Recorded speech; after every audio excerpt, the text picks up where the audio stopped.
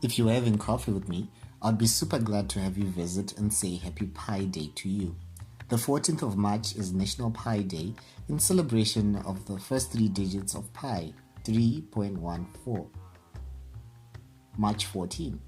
It's a perfect day to have coffee with pie, but don't eat too much of it, as you may end up with a big circumference. How about some fun with pie? A pizza with a radius of z, a height of a, has a volume of pi r squared a, which is equal to pi times z times a. Pizzas are weird though. I've always pondered over how they are round in shape, yet packaged in square boxes and then served in triangular wedges. By the by, what do you think of pineapple on pizza? If you're having coffee with me, I'll tell you a fascinating thing about pi is the number you get when you divide the radius of any circle with its diameter, and the value is an irrational number which just goes on and on without repeating. If you wanted to remember the value of pi to 8 decimal places, you could use the mnemonic, may I have a large container of coffee, where you count the number of letters in each word. May 3, I 1, have 4, A 1, large 5, container 9, of 2, coffee 6. I wish I had known this when I was still in school. Maybe I might have found math interesting. For example, you know that 3.14% of sailors are pirates. Speaking of pirates, our black market, forex parallel market, keeps thriving as the Zimbabwean dollar continues to lose in value. Local supermarkets are offering a discount for those who buy in hard currency, which translates to their in-store rate practically matching the black market rate. For the conscientious buyer, it makes sense to simply make your purchase in forex than to try and change it first.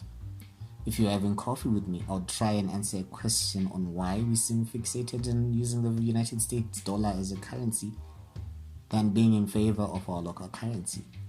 We had a moment in our not too distant past when inflation was so crazy that everyone was a trillionaire, and it was so meaningless that we stopped using the local currency totally and adopted the USD as a surrogate currency. But of course, it's unhealthy for a country not to have a domestic currency, so the government, alongside the Ministry of Finance and the Reserve Bank, has been trying to get the Zimbabwean dollar back as the preferred local transaction medium. Believe it or not, we went through a phase where they reintroduced the Zimbabwean dollar as a bond surrogate currency, which was 1:1 with the United States dollar. At the current official rate, the Zimbabwean dollar is 1:130.1567 to the United States dollar. Even the city fathers seem to find a certain stability in pegging prices in the United States dollar, as unpaid bills are losing value daily. If the city council is feeling the effects of the money losing value, what more of us, ordinary citizens? You can see why some workers' unions are pushing for people to get paid in United States dollars.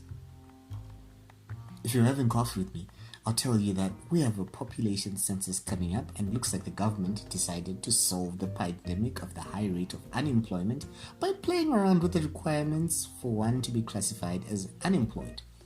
Zimstat will be adopting the ILO's definition of employment, and this will see sex workers classified as gainfully employed, even though oddly enough, prostitution is still regarded as criminal under the Zimbabwean law.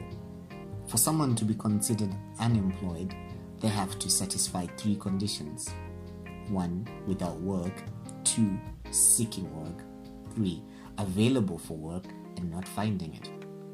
If you are not working, but you're not actively seeking work, then you are not classified as unemployed. If you're having coffee with me, I'll tell you it looks like a great trick in curbing the employment rate figures, and boom, suddenly we're all no longer unemployed. I wonder if criminals can also count as being gainfully employed if they do crime to feed their families. What's going on in your neck of the woods?